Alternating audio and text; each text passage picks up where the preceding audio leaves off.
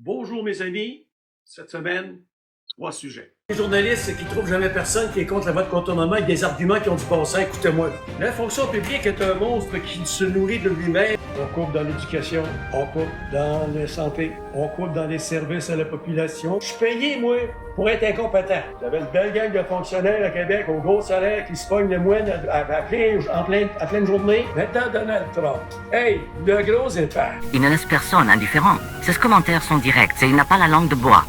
Voici le commentaire de la semaine de Daniel Poulain. Allons-y avec le premier sujet. Ouais. On devrait, dans les jours maximum, dans les semaines à venir, savoir si l'OTC accorde un permis pour la fameuse voie de contournement ferroviaire. Mais, même si le permis est accordé, il y a encore tellement de choses qui ne sont pas réglées, entre autres les questions d'assurance, et assurance autant pour les municipalités que pour les particuliers, parce que les particuliers dont les terres sont coupées en deux, on leur a promis de leur mettre des passerelles, mais là, on exige que ces passerelles-là, il y a une assurance, mais pas une compagnie qui va assurer les passerelles. Alors, il va y avoir beaucoup de discussions avant qu'on fasse la première pelletée de terre. Mais ça s'en vient. On va finir par savoir si on va le faire ou pas. Deuxième chose, on a une nouvelle première ministre, Christine Fréchette. Je n'ai pas tellement écouté le congrès en fin de semaine, ça ne m'intéressait pas beaucoup. J'écoutais le Masters, c'était beaucoup plus excitant. Puis de toute façon, je suis content de ne pas l'avoir écouté parce que je vous dis que le karaoké, là, pour François Legault, là, n'importe qui a un minimum d'oreille musicale, ça saignait, mais pas à peu près.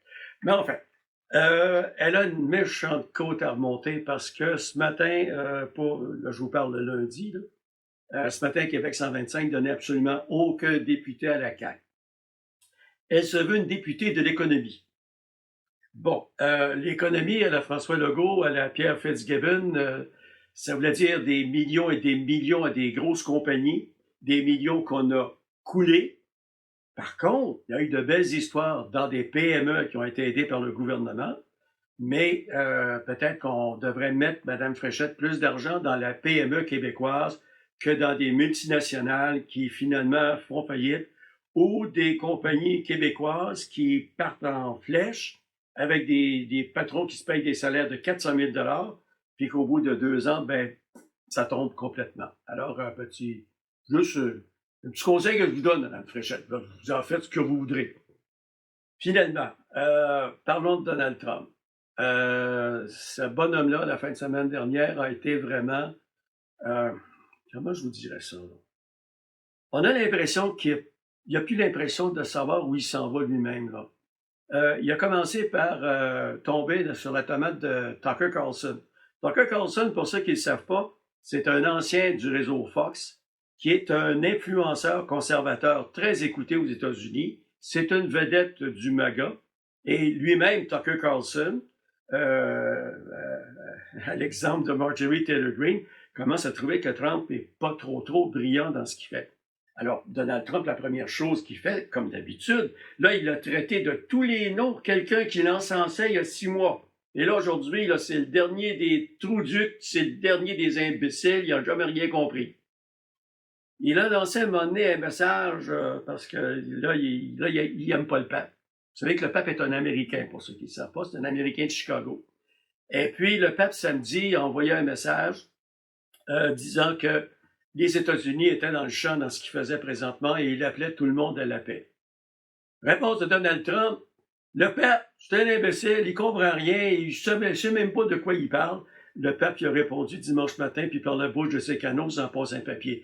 Réponse de Donald Trump, si vous ne l'avez pas vu, il s'est fait une image où il y a des lumières dans les mains, puis là, il met la main sur la tête d'un Américain, et puis il est habillé comme Jésus. Hein, tu sais? Puis là, il y a des avions en arrière, il y a des diables en arrière de lui, on ne comprend pas trop. Mais là, on a l'impression qu'il se prend pour Jésus. Mais lui, il nous dit, non, je me prends pour un docteur. Ben oui, j'ai vu bien des docteurs, moi, qui avaient des lumières dans les mains, tu sais. Hey, écoute, là, franchement. Là, il envoie 3 sous-fifs, OK?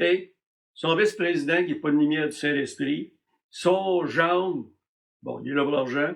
Puis Witkoff, qui comprend rien à la diplomatie, pour aller négocier avec les Iraniens pour avoir la paix. Ben, qu'est-ce qui est arrivé? Ben, ça a tout tombé à l'eau en dedans de 21 heures. Alors là, ce qu'on sait, c'est qu'ils sont arrivés, ces trois-là, avec des demandes de Trump, mais Trump, il demande. Il donne jamais. Il demande. Alors, il a demandé, puis les Iraniens ont dit, écoute, là, va donc manger un char de vous savez quoi. Réponse de Trump. Ah, là, il bloque le détroit d'Ormuz. Il fait un blocus. Mais là, on ne sait pas, l'armée américaine, la marine américaine, qu'est-ce qu'ils vont faire avec les pétroliers éventuellement qui saisiraient. Et là, il y a des observateurs qui disaient au niveau diplomatique, si la marine américaine se met à bloquer des pétroliers chinois, qu'est-ce qu'on fait? Parce que là, la Chine va être en petit maudit, hein? Et là, Trump, il a dit, si la Chine encourage l'Iran, je vais lui mettre des 50% de tarifs. Réponse de la Chine, hey, le gros, tu nous impressionnes plus partout. Alors là, on a un président américain qui est complètement débile, qui a aucune idée de ce qu'il fait. Il y a des gens autour de lui qui ne font que dire ce que lui dit. Et beaucoup d'analystes, présentement qu'on entend à la télé, sont des gens qui ont été ou congédiés ou qui ont pris leur retraite de l'armée américaine et des armes conjointes parce que là, ils sont plus capables. Et n'oubliez pas une chose, le pétrole, c'est pas juste qu'est-ce que vous mettez dans votre voiture. Le pétrole, c'est aussi tout ce qui s'appelle plastique et pour l'informatique, tout ce qui s'appelle polymère. Fait qu'attendez-vous qu'il n'y a pas rien que la pompe qui va vous coûter cher. Tout ce qui s'appelle plastique, qui va dans les téléphones, tout ce qui s'appelle circuit intégré, on a besoin de polymère, ça va coûter une fortune. À cause de qui? De Donald Trump. Et comme le dirait mon regretté ami, Bad Dog Vachon, Donald, t'es mieux de faire attention à ce que tu vas faire. On te préparer quelque chose que t'as jamais vu. sur ce, bonne semaine!